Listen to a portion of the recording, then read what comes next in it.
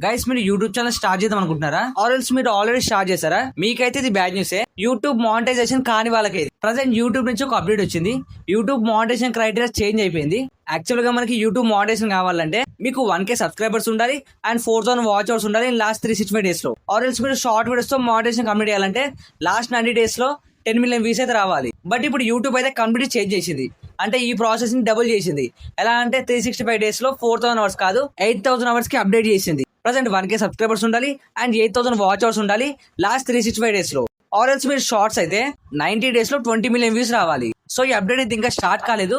Next year 2027 ఫిబ్రవరి 1 నుంచి start అవుతుంది. మనకు అనిపిస్తుంటది 4000 వాచర్స్ కంప్లీట్ చేయలేదు, ఇప్పుడు 8000 వాచర్స్ ఎలా కంప్లీట్ ఇస్తాం బ్రో అని. లిటరల్లీ నేను చెప్తున్నా కదా, ఒక్కసారి మీకు వ్యూస్ రావడం స్టార్ట్ అయిందంటే మీకు 4000 వాచర్స్ చాలా చిల్లరగా కనిపిస్తాయి. సో ఎందుకంటే ఒక వీడియోకి యావరేజ్ గా 10K వాచ్ అవర్స్ కూడా చాలా ఈజీగా వచ్చేస్తాయి అనమాట. సో మీరు ఫోకస్ చేయండి. సో ఫోకస్ చేసి వీడియోస్ చేస్తున్నాండి, కన్సిస్టెంట్ గా పోస్ట్ చేయండి వీడియోస్ అయితే. మీకు ఎప్పుడో ఒకసారి ఏదో రకంగా రీచ్ అయితే డెఫినెట్లీ వస్తుంది.